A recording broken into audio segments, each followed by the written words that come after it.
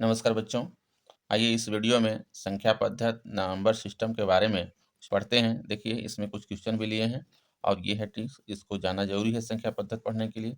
देखिए जाति मान और अंकित मान शुद्ध मान क्या होता है, जो कभी नहीं बदलता है। किसी भी संख्या का वास्तविक मान हमेशा स्थिर होता है। जैसे देखिए ये संख्या दिया हुआ है, किसी भी कहीं भी रहे, जो जैसे 7 है तो 7 ही होगा इसका मान, ठीक ना, 7 ही होगा। 8 का 8 ही होगा, कहीं भी हो, चाहे इसका ये 8 है चाहे ये 8 है, ठीक ना। जो अंक लिखा है जिस तरह से वही अंक होगा, उसी को कहते हैं जाति मान, ठीक। जाति मान हमेशा नहीं बदलता है। स्थानीय मान, किसी भी अंक का वह मान जो उसके स्थान विशेष के कारण होता है, स्थानीय मान कहलाता है।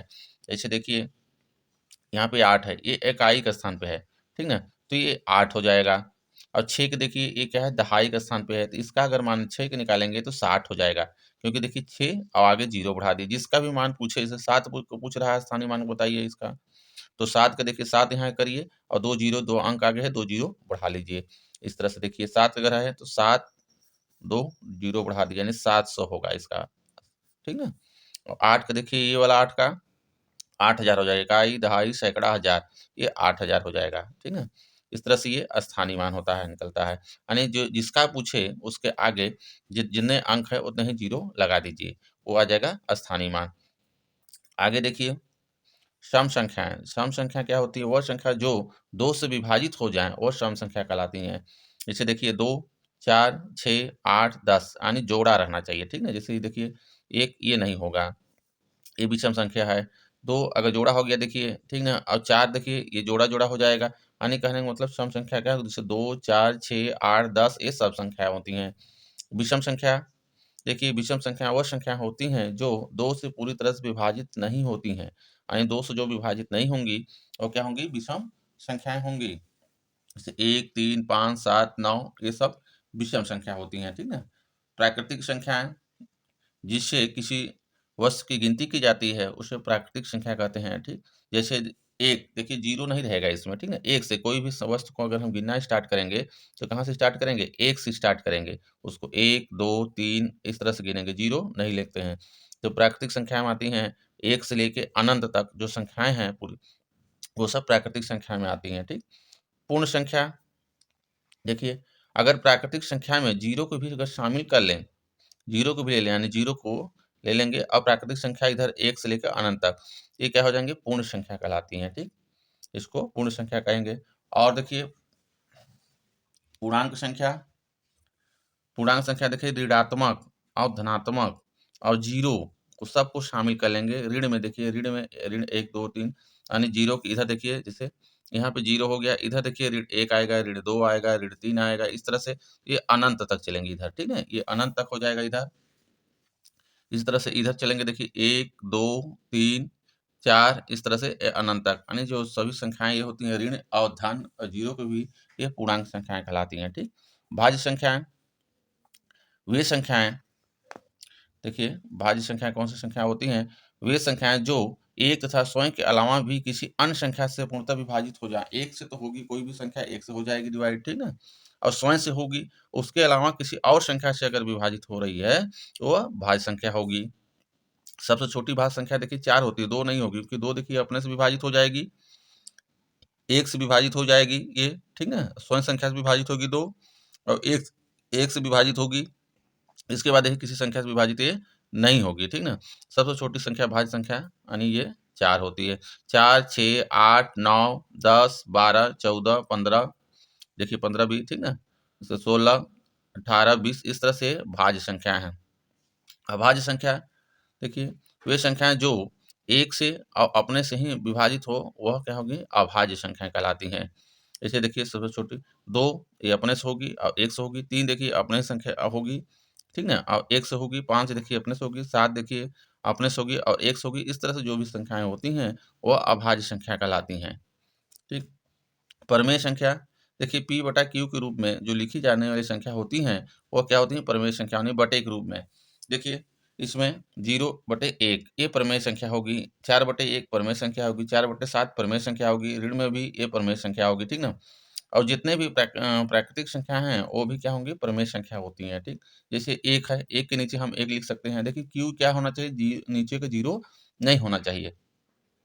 ठीक, ये सब प्रमेय संख्या। अप्रमेय संख्या देखिए, जो संख्याएं p बटा q के रूप में नहीं लिखी जाती हैं वह अप्रमेय संख्या होती है। जैसे देखिए रूट में 2, रूट में 3, रूट में 5, देखिए रूट में 4 नहीं होगा। ध्यान दीजिएगा कि रूट में 4 ये बाहर निकल जाएगा, जब बाहर निकलेगा तो 2 आएगा यहाँ पे, ठीक ना। ये होता है। ठीक, इस तरह से इसमें देखिए कुछ क्वेश्चन है, चलिए सॉल्व करते हैं। देखिए पहला क्वेश्चन, 3 क्रमागत सम संख्याओं का योग 36 हो तो छोटी संख्या ज्ञात कीजिए। कह रहा 3 क्रमागत सम संख्याओं का योग।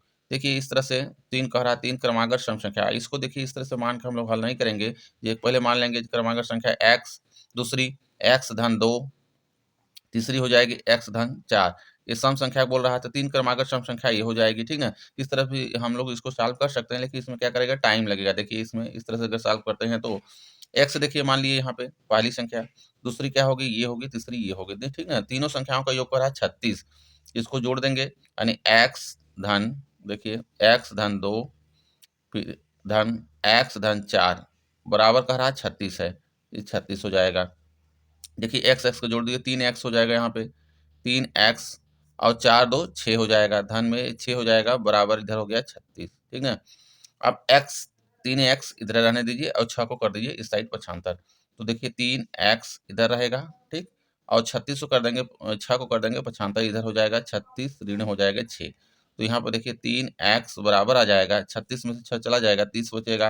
और x बराबर जब निकालेंगे तो 30 बटे आ जाएगा 3, इसको काट लेंगे 10 आ जाएगा, ठीक है। तो x का मान देखिए कितना आ गया, 10 हो गया। तो कह रहा है इसमें तो छोटी संख्या ज्ञात कीजिए। छोटी संख्या कौन सा है मेरा, ये x जो माने है इसका, ठीक ना। तो छोटी संख्या आ गई 10, ठीक। लेकिन इसमें देखिए इस तरह से अगर इस तरह से न सॉल्व करके हम लोग क्या करेंगे, छोट इसको शॉर्ट ट्रिक में करेंगे, ठीक है। तो कह रहा है 30 क्रमागत सम संख्या का योग 36 है, यानी हम लोग क्या करेंगे, मध्य संख्या निकालेंगे। देखिए मध्य संख्या निकालने के लिए मध्य संख्या इस तरह से देखिए, मध्य संख्या बराबर हो जाएगा 36 में 3 का दे दीजिए भाग, क्योंकि 3 क्रमागत सम संख्या है तो 36 में 3 का दे दीजिए भाग, 3 एक कम 3, 3 दूना 6, ये आ गया मध्य संख्या, आ गया मेरा 12। मध्य संख्या ये 12 आ गया, यहाँ पे ध्यान, यहाँ पे लिख लीजिए 12, देखिए ये मध्य वाला संख्या हो गया, ठीक है। अच्छा 3 क्रमागत सम संख्या कह रहा है, ठीक ना, तो ये बीच वाला हो गया, मध्य वाला हो गया, इसके पहले का सम संख्या क्या होगा, 10 होगा, देखिए 10 हो जाएगा यहाँ पे। और इसके आगे जो है ये 12 है, यहाँ पे हो जाएगा 14, देखिए ये 14 होगा, यानी बड़ी संख्या देखिए ये हो गया 10 12 14, ये तीनों संख्याएं यही होंगी, तीनों को जोड़ करेंगे तो देखिए 36 आ जाएगा, ठीक। लेकिन देखिए इसमें छोटी संख्या क्या होगी, 10 हो गई, छोटी सम संख्या। अब बड़ी अगर पूछता है तो 14 कर देते हैं इसमें, ठीक ना। अब मध्य वाला क्या है, 12 है, इस तरह से निकालेंगे इस शॉर्ट ट्रिक में, ठीक ना। चलिए अगला क्वेश्चन लेते हैं। देखिए इसमें कह रहा है 3 क्रमागत सम संख्याओं का योग 60 हो तो बीच की संख्या ज्ञात कीजिए। देखिए बीच वाली संख्या नहीं, मध्य वाली संख्या निकालना है, तो मध्य संख्या